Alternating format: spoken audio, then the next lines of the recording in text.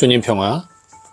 네, 그 사도행전 4장 1절에서 12절 말씀 여러분들이 한번 읽어보시면 거기에 이런 말이 나와요. 4절에 그런데 사도들의 말을 들은 사람들 가운데 많은 이가 믿게 되어 장정만도 그 수가 5,000명가량이나 되었다. 어디서 많이 듣던 숫자 아닙니까? 5,000명. 5,000명을 먹이신 기적. 거기서도 장정만도 5,000명이라고 얘기했어요. 뭐 장정 이외의 사람들까지 따지면은 뭐 훨씬 더 많았겠죠. 똑같죠. 뭔가 그것과 연결이 되는 것 같겠죠. 느낌이. 자, 그리고 그 5,000명을 먹이신 기적에 무슨 기적이에요? 그게 오병이어의 기적이라고 하잖아요. 빵 5개와 물고기 2마리. 자, 오늘 베드로하고 요한이 나옵니다. 베드로하고 요한은 직업이 뭐였어요? 어부였어요. 그 물고기 2마리. 물고기 2마리가 5,000명을 먹인 기적을 보여주는 그것을 지금 사도행전에서 보여주고 있습니다. 그러면 이 오병 5빵은 누구겠느냐? 5빵은 예수님을 복음을 선포한 이들. 어떻게 보면은 예수님의 복음, 예수님의 그 복음의 말씀과 행적에 가장 큰 기여를 한 사람 5명. 누구겠어요? 요한 세례자, 제일 중요한 요한 세례자, 그리고 사복음사가. 이 말씀과 이 어부들, 2명의 어부들, 이것이 5,000명을 먹인 기적을 이제 보여준 겁니다. 그리고 오늘 복음 말씀, 요한복음 2장 말씀이죠.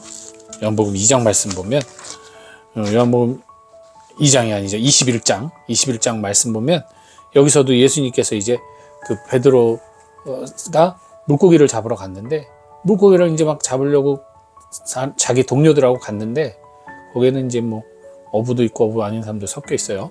근데 물고기를 한 마리도 못 잡다가 예수님을 보니까 이제 예수님을 발견하고 베드로가 옷을 입고 물 위로 뛰어들었다.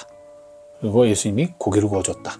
물고기가 거기에 553마리가 그 안에 가득 들어 있었다. 찢어지지 않았다. 이 배는 교회를 상징하고 예수 그리스도가 없을 때는 이제 아무것도 낚을 수가 없었는데 그분의 말씀으로 이제 물고기를 낚았다. 그래가지고 베드로도 원래 바다에 강에 뛰어들려고 한다면 옷을 벗고 뛰어드는 게 맞는데 오히려 옷을 입고 뛰어들었다. 왜 옷을 입고 뛰어들었을까? 그리고 이 153마리는 어떤 의미가 있을까? 이런 거 얘기하는 게 사입이에요. 지금까지 제가 얘기한 게 이런 게 뭔가 들으면 뭔가 재밌고 그런 거였어? 막 머리로 이해 그런 거였구나. 그 5,000명을 먹이신 기적이 바로 이거구나. 그 물고기가 이 어부를 상징했구나. 뭐 이런 거. 553마리 그때 이렇게 이들이 예수님 말씀으로 사역을 했더니 553명의 그리스도인이 생겼구나. 뭐 이런 해석. 그런 걸 얘기하면 사람들이 좋아합니다. 귀가 솔깃해져요. 막 그런 거였어? 근데 이게 왜 나쁜 강론이 되느냐? 왜 나쁜 설교가 되느냐? So what이기 때문에 그래요. So what? 그래서 뭐? 어쩌라고? 이게 문제인 거예요.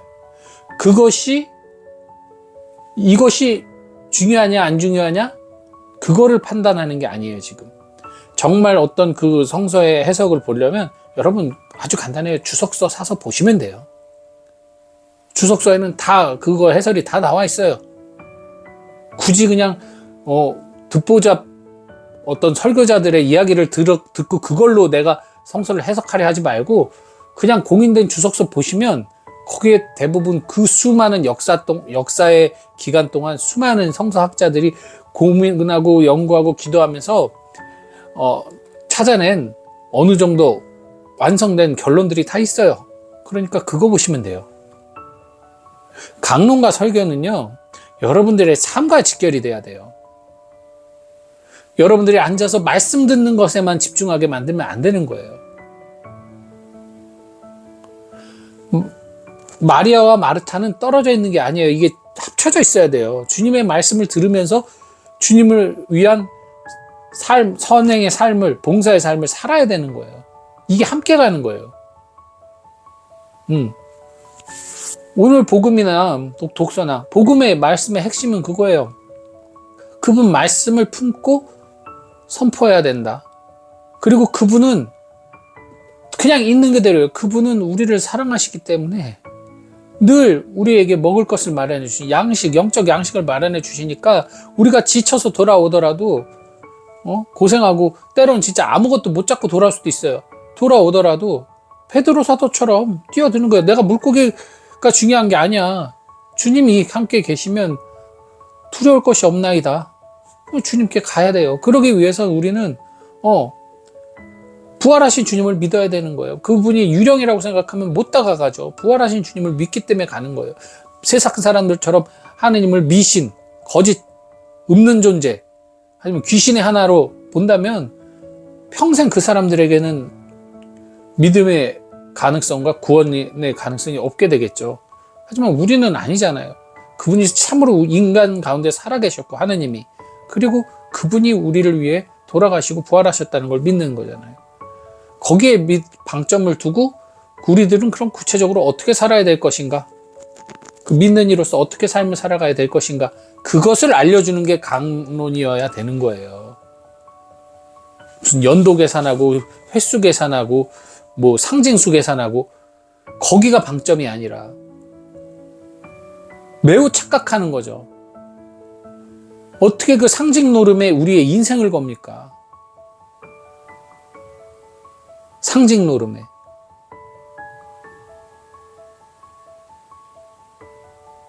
그렇기 때문에 여러분, 나쁜 강론과 좋은 강론의 차이를 거기서 보시면 돼요. 다 듣기 좋은데 뜬구름 잡는 얘기 같은 거. 그래, 그래서 우리가 열심히 기도하고 열심히 살고 열심히, 그 열심히 사는 건 맞는데 그래서 어떻게 열심히 살 건데? 그 열심히가 때로는 하느님을 오히려 더 멀어지게 만들고 엉뚱한 우상을 숭배하게 만들고 잘못된 신심을, 그릇된 신심을 유도할 수도 있어요. 그 열성이. 그러니까 열심히 사는 게 중요한 게 아니라 어떻게 열심히 사느냐가 중요한 거거든요. 그것을 잘 해석하고 설명해 줘야 되는 게 바로 설교자의, 강론하는 이의 몫이에요. 그렇기 때문에 그들은 철저하게 이 복음 말씀을 묵상하고 주석서도 다 보고 주에서도 보고, 그리고 자기 스스로도 그 안에서 성찰과 묵상을 통해, 관상을 통해 삶의, 내 신앙의 삶의 복음이 될 수 있는 것들을 찾아내고, 또 그 가운데 보편적일 수 있는 것들을 나눠주고, 때로는 나의 신앙 체험을 얘기해 주는 것도 좋죠. 그래서 근데 그 신앙 체험을 어떤 미신적인, 기도했는데 주님께서 꿈에서 나타나셔서 어쩌고 저쩌고 이런 거 말고, 진실로 내가 기도와 성찰 그리고 나의 삶을 통해서 끊임없이 넘어져가면서 깨져가면서 깨달아가는 바들, 그것들을 함께 나누는 거죠. 예수님께서도 그렇게 사셨으니까. 당신이 공생활을 하면서 좋은 날도 있었고 나쁜 날도 있었어요. 싸움박질 하신 날도 있고, 유대인들과, 그리고 또 이방인 사람들과 즐겁게 대화 나누는 날도 있었고, 온갖 날들이 있어요. 그리고 그런 날들을 통해서 당신의 신원의식을 분명하게 깨달아 갔단 말이에요. 그게 중요한 겁니다. 그게. 그래서 여러분들도 설교를 무비판적으로 듣지 마시고, 그리고 특히나 귀를 즐겁게 하는, 어떤 귀만 즐겁게 만들고 내 삶의 변화를 이끌지 않는 설교들은 조심하십시오.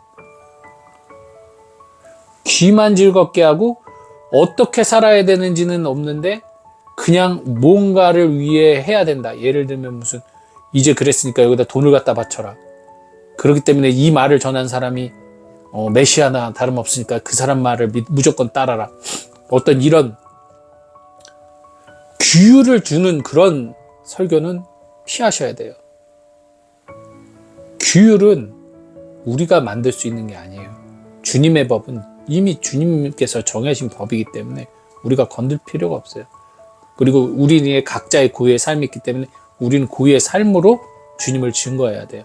즉 제가 어떤 이야기를 해서 이런 게 좋습니다라고 얘기했을 때 그것을 실행했을 때 내가 그것을 실행하는 것이 나의 어떤 신앙생활에 오히려 해가 된다 생각하면 식별을 하셔야 되는 거예요. 오히려 그러면 이게 본질적으로는 좋지만 이게 나의 삶의 모습에서는 이대로 따라가면 안 되는구나. 음식도 마찬가지잖아요.